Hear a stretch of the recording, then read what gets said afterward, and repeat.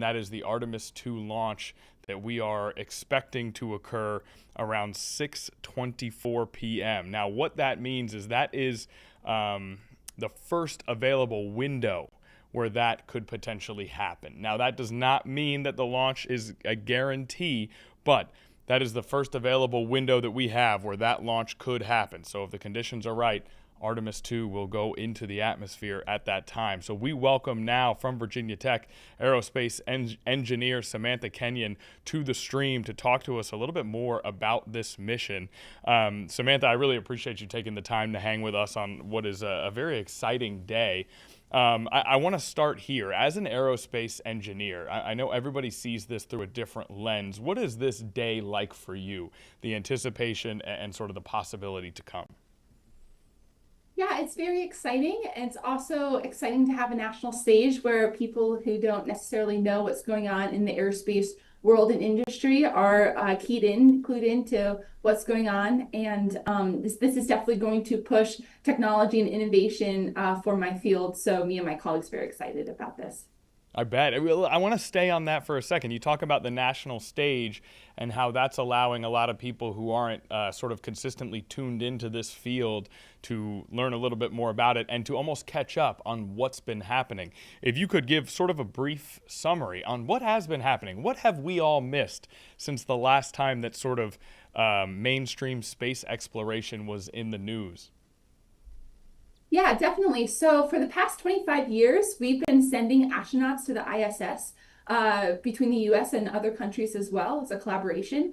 And that's been where a lot of the astronaut and people's going to space has been invested in. And I think right now is keying in on a transition time where we're transitioning from prioritizing the ISS to prioritizing moon exploration.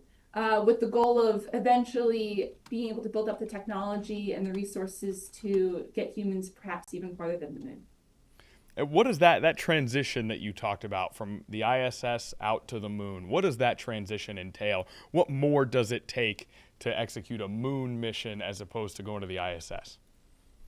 Right, so it's much farther. It's about 250 miles from the surface of the Earth to the ISS, which is about the distance from me, Blacksburg, Virginia Tech, to DC. So that's a few hours in the car. But the distance to get from the Earth's surface to the moon is much, much farther. It's about, if you were to go around the globe, it would take 100 times. That distance is how long it takes to get to the moon. So not only does the rocket to get the payload or the capsule that the astronauts are in needs to be have a lot more energy to get farther, but the orbital path is more complicated as well. As you get farther away from the Earth and you start approaching the moon, you have the gravitational effect of the moon. And that's known in my field as the three-body problem. So you have the gravity of the Earth, the gravity of the moon, both acting on the satellite, the spacecraft. And so to navigate in that environment is a bit trickier from a dynamics perspective. So quite a bit. I mean, that is, when you mentioned sort of that comparison, that was a really helpful comparison of the distance. It's almost inconceivable how much further it actually is based on that comparison, which naturally, if you're kind of going through more stuff to make this happen, it's got to be for a good reason. What do we expect to gain out of this mission?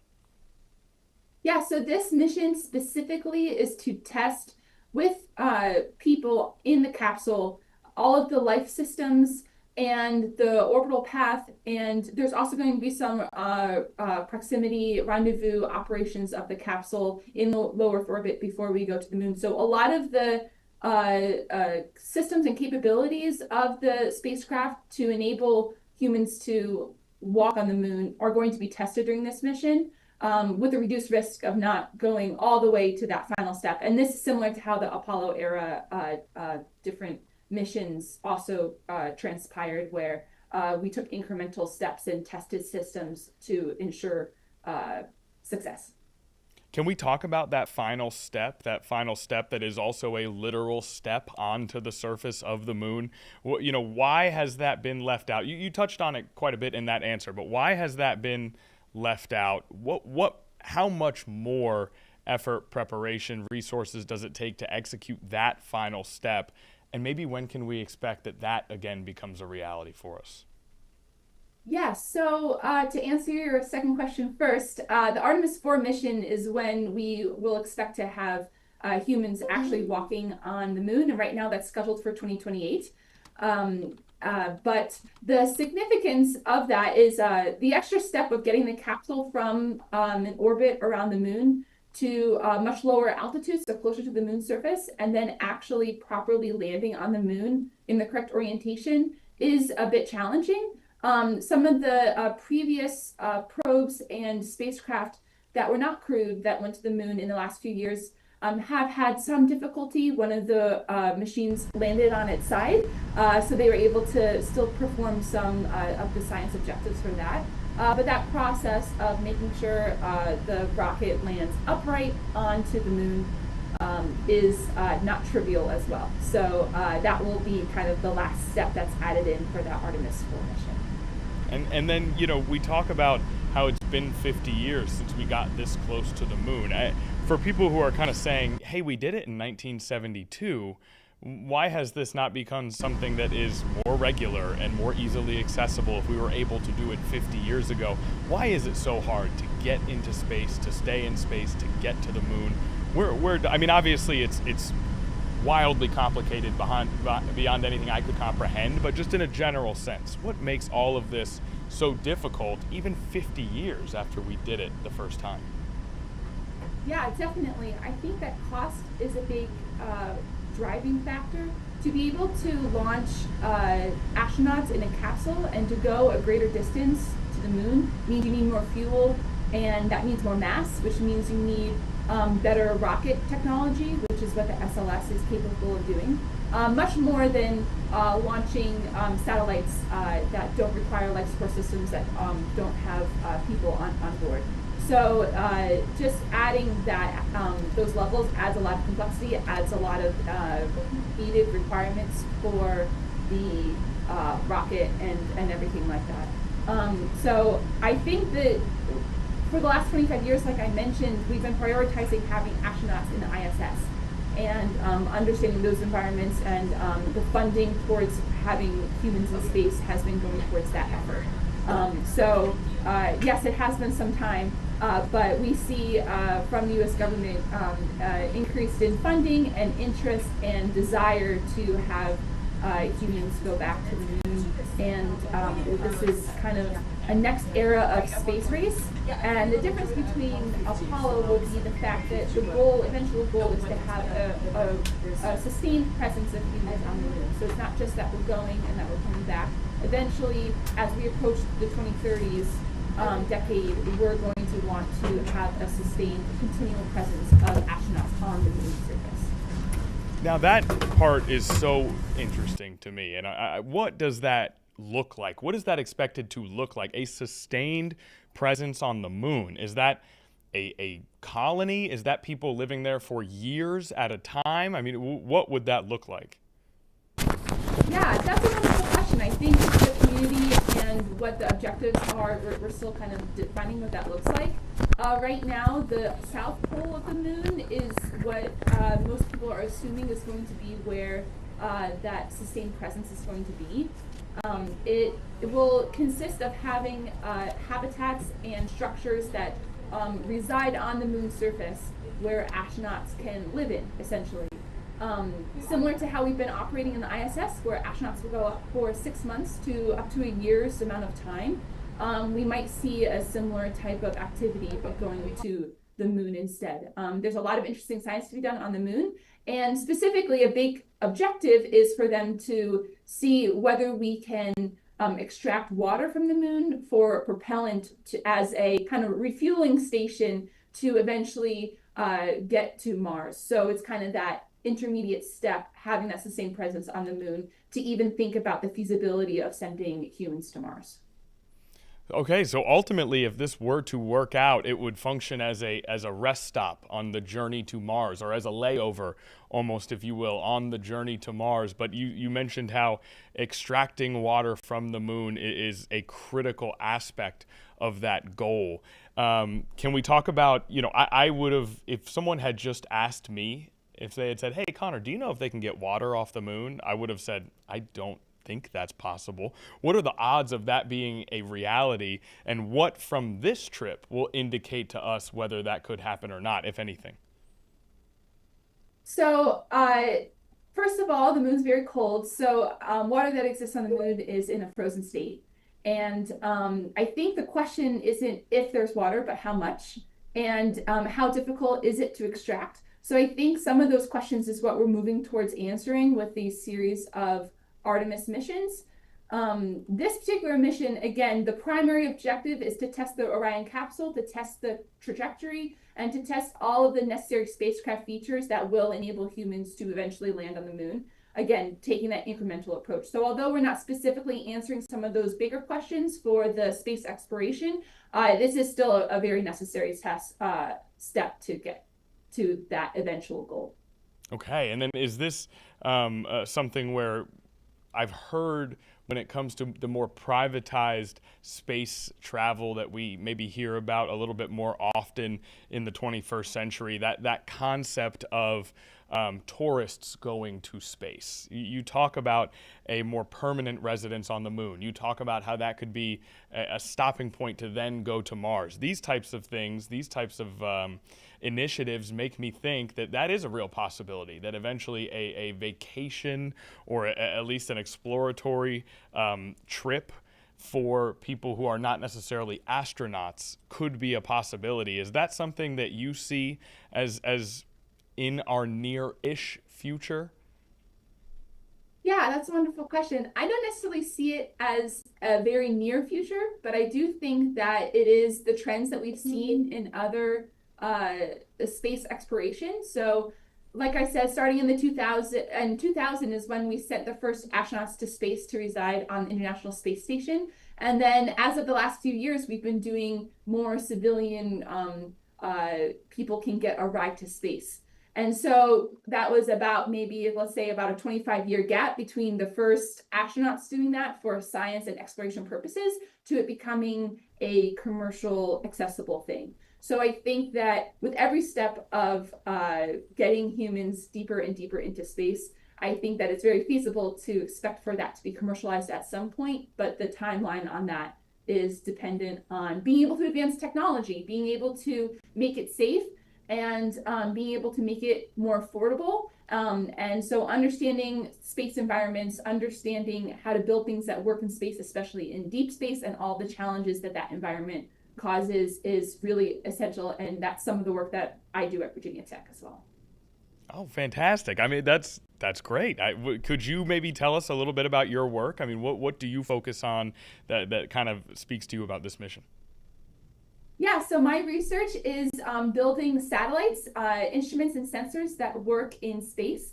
And I also work on understanding satellite communication systems. So enabling not only people, but also science payloads that might contain a camera or something like that, and having that make sure that that works on the satellite. And then also there's about a 1 second delay from light going from the Earth to the moon. So if you were to flash a flashlight that you could see from the Earth and you were standing on the moon, it would take over a second for that light to come. Now, that's not that much time, but if you think about live streaming or maybe getting mission critical communication signals, that is may impact things a little bit more. So understanding those systems, understanding how we can design where we put satellites in that complicated, as I mentioned before, three-body problem where you have the gravity of the Earth and the gravity of the moon affecting the motion of objects. But understanding all of those design trades and how to optimize systems to work in those environments is some of the work that I do here at Virginia Tech. Dr. Kenyon, that sounds awesome. I want to do a quick pop quiz for myself. You mentioned the gravity problem with the two objects. Is that the three-body problem? Is that what it was called that we talked about earlier? Yes, exactly. It's not necessarily the TV show that three-body problem, but it is Right. something that's talked about in orbital mechanics where you have three bodies, the Earth, the moon, a satellite, and that could be any other set of satellites. So it could be the Earth, the sun, and a satellite. So that's something that our students learn here, our aerospace engineers learn at Virginia Tech too, is understanding how things move in that problem. They don't move in straight lines like a plane does getting from a source to a destination. They move in in circular type shapes, even moving into more like figure eight type motions, and they can get complicated pretty quick. So. Okay, this is great. We're learning a lot here today on Live Impact News. I have two more questions for you. The first question I want to ask, someone who's just sitting at home and they're watching all of this play out, and they certainly think that it's cool, but they're wondering, how will this trip and the hopeful trips to come impact me? I'm not someone who's ever going to make it up to the moon. I'm not someone who's ever going to make it to Mars. I don't study aerospace engineering. How will this impact me, regular person who's kind of watching the live stream and excited about the launch, but doesn't know how this will tangibly kind of change their lives? Sure. So I think we've seen in lots of different areas of engineering and technology advancement that pushing the boundaries in space helps us in our everyday life here on the ground. And so I think building new technologies, building new systems that work in more and more difficult and complex environments, although the application might be to have humans walk on the moon again, a lot of the engineering that's done can trickle into technologies that affect our daily life.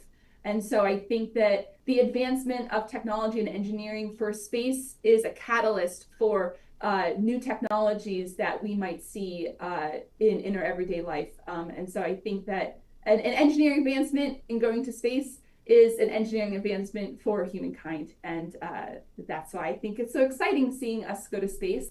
But also that technology does trickle into new innovations and new advances. So. Yeah, very well said. And my last question is a common misconception that you think the average person who just has a passing interest in space exploration, maybe what is the most common misconception about space itself, space travel, anything of that nature? Yeah, I think the most common misconception is understanding the distance scales and understanding how things move in space. So understanding how far away the moon is, I think is one thing, but then to think about the distance it is to Mars. The mission to get to the moon is about a 10-day total mission. It takes about 4 to 5 days on this lower energy path that the Artemis II mission is planning on taking. But to get to Mars, it takes about 8 months if we want to take a low energy path. And so understanding the time scales and the distance scales when we're dealing with things in space, I think is something that we don't really have a context for because we're constrained to distances around the Earth. And we're just dealing with things at such a larger magnitude. And that's just within our local solar system. You think about the universe and the amount of scale from the distance from our star to the nearest star, it's just so incredibly massive. So I think it's important for people to realize our small place in the universe and how vast and amazing our universe is. And so yeah, just wanted to bring that up. Awesome. That's for next time. We'll focus on the Artemis II for today. Next time we have you, we'll start getting into the outer reaches of the universe. We'll really blow it out. Is there anything else that you want to add before we let you go? No, thank you for asking me the questions. I'm really excited to share what I know about space and my passion for it. And I hope that everyone watches the live stream. 6:24 p.m. is when it starts, but it can launch at any point within that 2-hour window. So even if an issue happens, I think as long as they hit that 2-hour window, they should still have everything in alignment for the flight to happen today. So.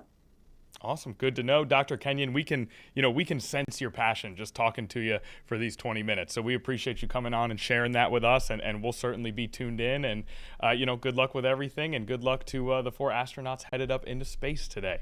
So thanks so much for joining. Yes. Thank you very much for having me. All right, Dr. Kenyon from Virginia Tech, an aerospace engineer. A lot of great insight there, right? I mean, we think of things in a different way. We're ground bound, and we sort of look at this in awe, whereas Dr. Kenyon is studying this stuff actively, getting to talk to her about the subject. Really, really enlightening for us.